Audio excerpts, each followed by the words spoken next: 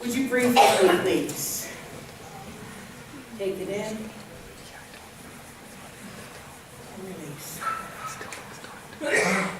Breathe in again. And let go. And one more big breath. Hold it. And then let go. There's something very mystical about breathing together. The word inspire. We inspire and we expire. We inhale and we exhale. The root word of inspire is in spirit, meaning the breath of God. So when we breathe together, we are breathing in the breath of God and releasing the breath of God. So, yesterday was St. Patrick's Day. Who partied? And you're still here. Congratulations. So all over the world, people are celebrating. They were wearing green, pinching people who didn't wear green, drinking green beer and Irish whiskey, eating corned beef and cabbage, and having parades. But what's interesting about St. Patrick's Day is that in Ireland, it is actually a very holy and religious day. It's not a party till you fall kind of a day in Ireland. It's a day to honor their patron saint, St. Patrick, who brought Christianity to Ireland in the 5th century. And many people in Ireland actually go to church and pray on St. Patrick's Day.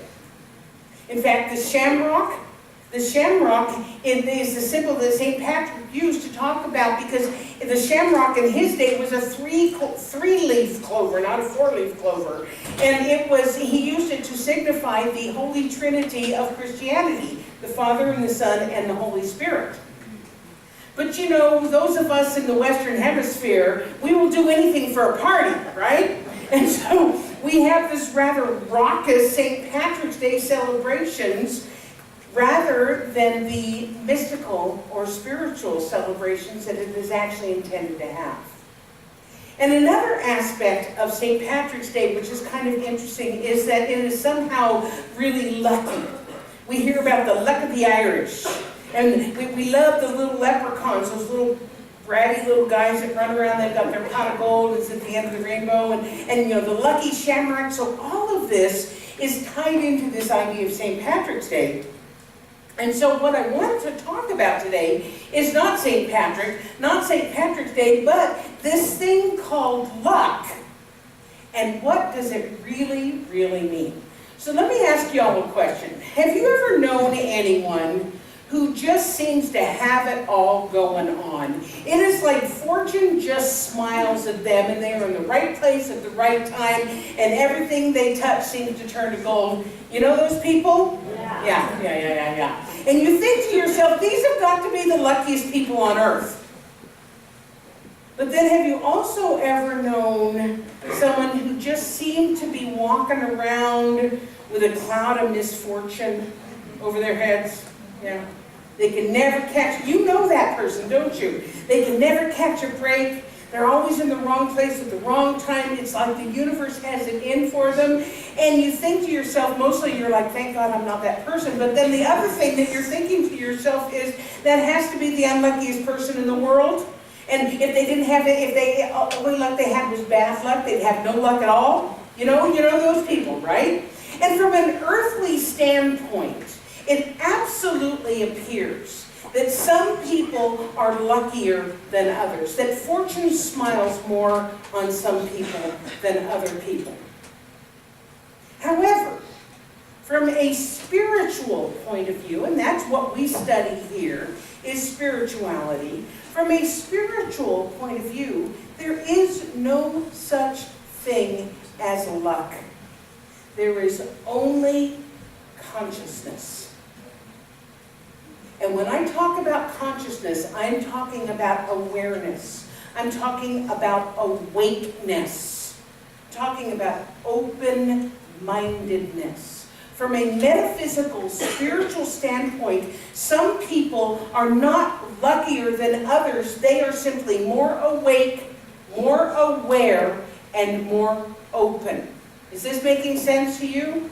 Because what happens is because they are more awake, because they are more aware, they appear to be lucky, but what's really happening is because they are more awake and they are more aware, they are recognizing more good that comes into their lives. When our eyes are wide open, when we are awake and aware, and we are looking for blessings everywhere, then the more opportunities and the more chances that come our way.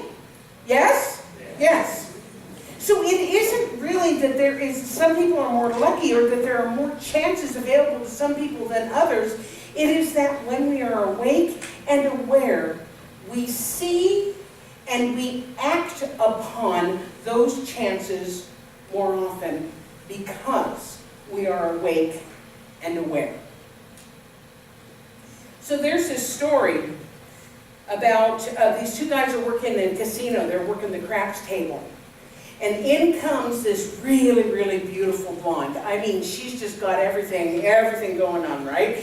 And she comes up to the guys and she says, this is all the money I have, $50,000, and I want to make one bet, and I'm going to bet it on this particular number.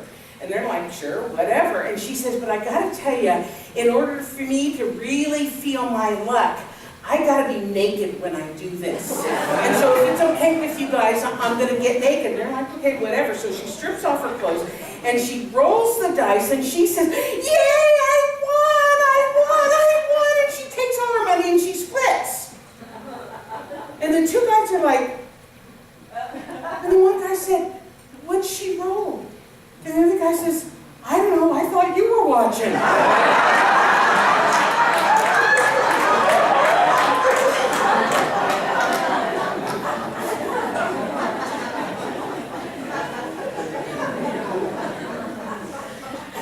The other taglines of that actual joke, which I wasn't going to tell you, but I will, is that not all blondes are dumb, but men are always men.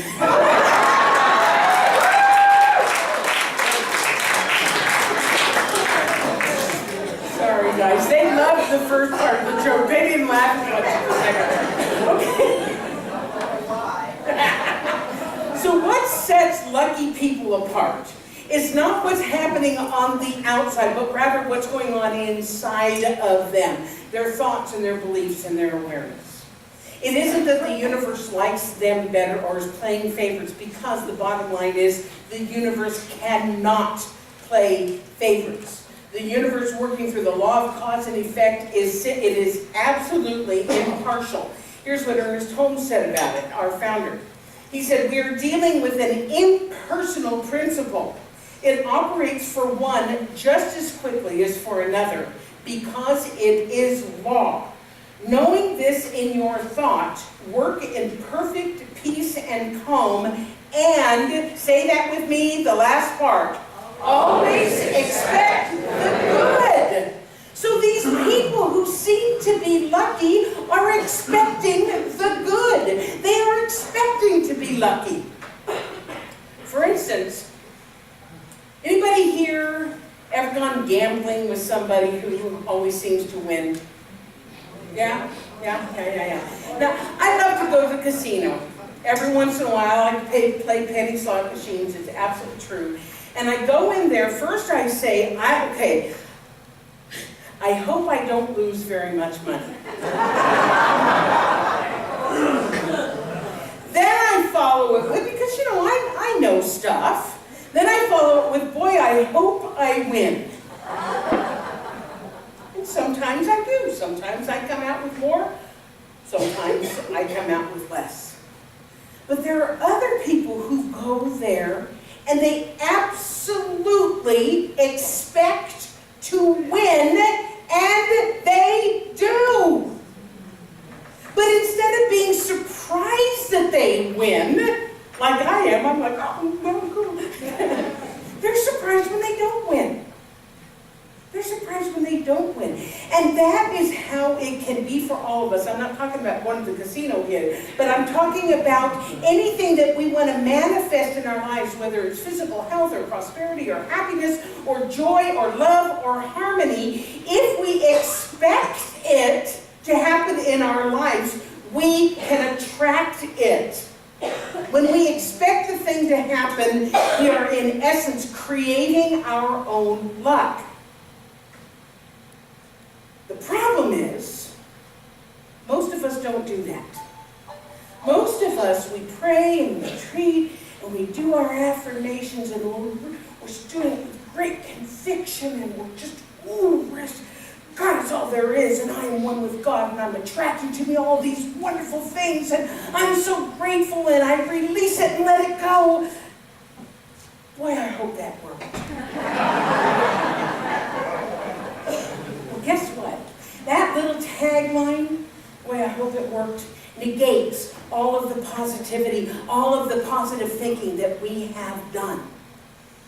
Ernest Holmes put it this way: we should work not with anxiety, but with expectancy. Not by coercion, but with conviction. Not through compulsion, but in a state of conscious recognition and receptivity. Can I get an amen? Amen. So I had a friend years ago who was expecting to hear some good luck from her son. She was like by the phone expecting to have good luck. And I said to her, so how is it going? And she says, I'm really praying. And her fingers crossed like this, I'm really praying. And I laughed and I asked her if the crossed fingers somehow made the prayer more effective. Because the truth is, when we are praying, when we are treating, when we are speaking our word in whatever way, and we have absolute faith and conviction that luck and superstition and crossed fingers and shamrocks are absolutely unnecessary.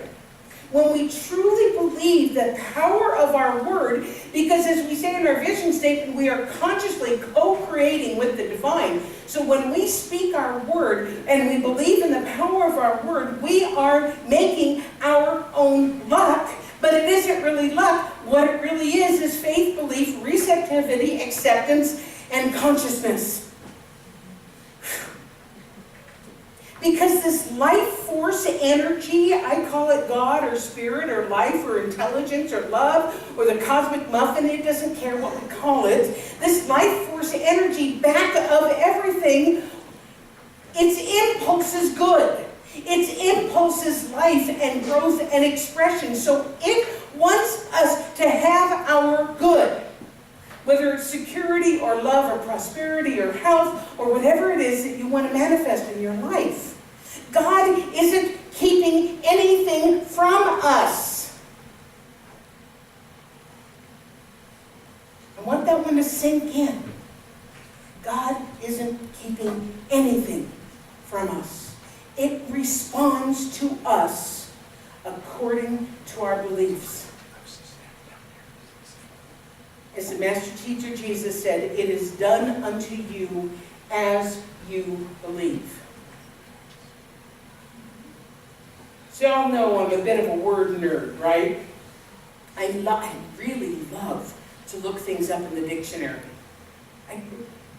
Anybody else? Yeah? I love smartphones because I can look words up at the touch of my fingers. So of course I had to look up the word luck, right? Being lucky.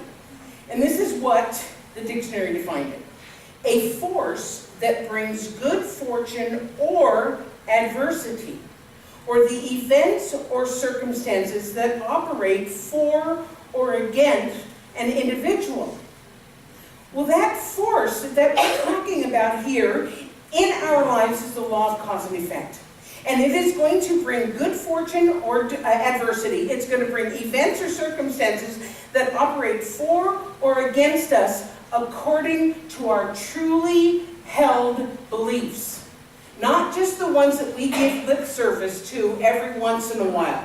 Our truly held beliefs. So if you believe that you are lucky, you are going to attract lucky circumstances. Conversely, if you believe that you are unlucky, then you attract unlucky circumstances every time, because God, as the law, does not play favorites and simply brings us what we believe. But here's the caveat to this. Opportunity is everywhere, always available to everyone all of the time. So the ones who seem lucky are the ones, again, awake and aware, who are expecting opportunities, then recognize them and act on those opportunities. You with me? In fact, Lucille Ball, I love this quote by her. You know, she's surrounded by swords. I picked that picture on purpose for this quote that she said. Luck to me is something else. Hard work and realizing what is opportunity and what isn't. Luck to me is hard work and realizing what is opportunity and what isn't. So some of the synonyms for the word luck or lucky are auspicious, favorable, fortuitous, fortunate, and opportune. Now think about those words. You with them? All of us, everyone here, has had opportunities, have had circumstances that we would consider to be fortuitous or fortunate or favorable. Yes? Yes, absolutely. The question is, how did we respond to these fortunate or fortuitous circumstances? Because if we respond to them in an open way, we invite more of them into our lives. If we are closed and don't recognize them, that's what shows up in our lives as well. So I'm going to give you an example. Many of you know the bones of this story, because it's my story. What can I say? People might look at me and think that I'm pretty lucky. I live a really nice life. I do. I have a great job. I mean, this is my job. This is my job. I've got a nice house. I've got family, friends. I get to travel. I got 2 beautiful old cats and a young French bulldog brat. So if you think that I live a lucky life, you'd be right. I consider myself pretty fortunate. Absolutely. I also know that my lucky life is a result of the beliefs and the expectations, and as Lucille Ball said, hard work. Because after years of drinking and drugging, and messing around, I had my last drink 32 years ago, Friday.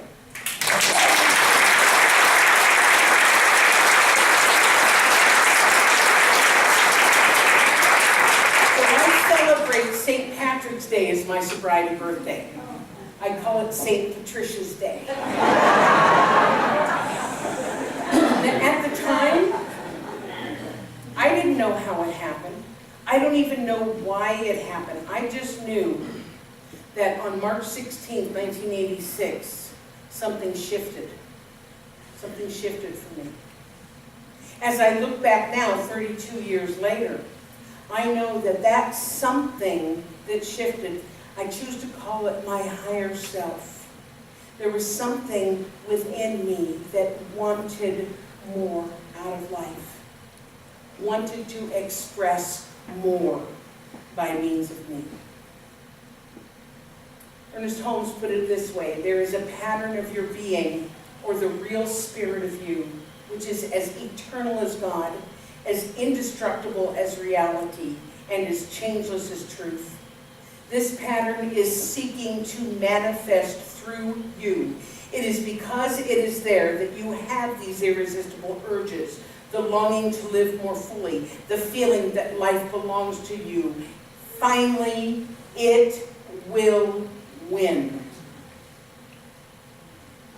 So on that day, 32 years ago, that greater something overcame the smaller part of me that was hell-bent on destruction. My higher self burst through, wanting to express. And here's the key. I let it. I let it. And as a result, I have made my own luck. I've manifested this lucky life that I now live. And what is true for me is true for everyone here. And each of us has that inner urge of wanting to live more fully. Yes? Yes? Yes? So the ones who appear to be lucky are the ones who open themselves up to that urge completely and make room for Spirit to come forth. You know that old Bible phrase that says, "Behold, I stand at the door and knock"? What? That's the urge I'm talking about. Ernest Holmes talks about tapping on the walls of your heart. The people who are lucky, who we consider to be lucky, are the ones who heard the knock, were awake, not hungover, no, I'm just kidding, were awake, opened the door, and said to Spirit, "Come in." The ones who are not experiencing life fully are the ones who have the safety latch attached, right? And they have the old door open just a little bit, and they're like, "Who are you? And what do you want?" So I'm going to leave you with just a couple of questions. What do you do? What do you do when fortune smiles upon you? You look the other way? You say, "Oh no, that's not what I think it's going to look like, so I'm not going to pay attention to that." Do you refuse it? No, it's too good to be true. You run as fast as you can in the other direction? Or do you open the door and invite it in? You recognize opportunities and fortuitous events and act upon them. Do you expect your good in the form of love and health and prosperity and joy and creativity and self-expression? Do you expect your good? Because if you do, you are making your own luck. You don't have to kiss the Blarney Stone. You don't have to wait for the leprechaun or the lucky shamrock, because they are already within you, wanting to come out. So I'm going to close with a fun Irish blessing. In life, there are only two things to worry about. Either you are well or you are sick. If you are well, there is nothing to worry about. But if you are sick, you only have two things to worry about. Either you will live or you will die. If you live, there's nothing to worry about. If you die, you only have two things to worry about. Either you're going to go to heaven or hell. If you go to heaven, there's nothing to worry about. But if you go to hell, you'll be so busy shaking hands with your friends, you won't have time to worry.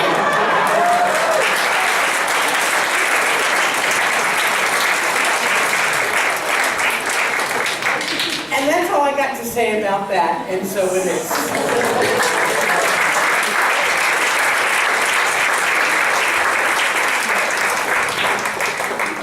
Entrez vous, you lucky, hopeless sinners, you. I make that joke because we don't believe in sin.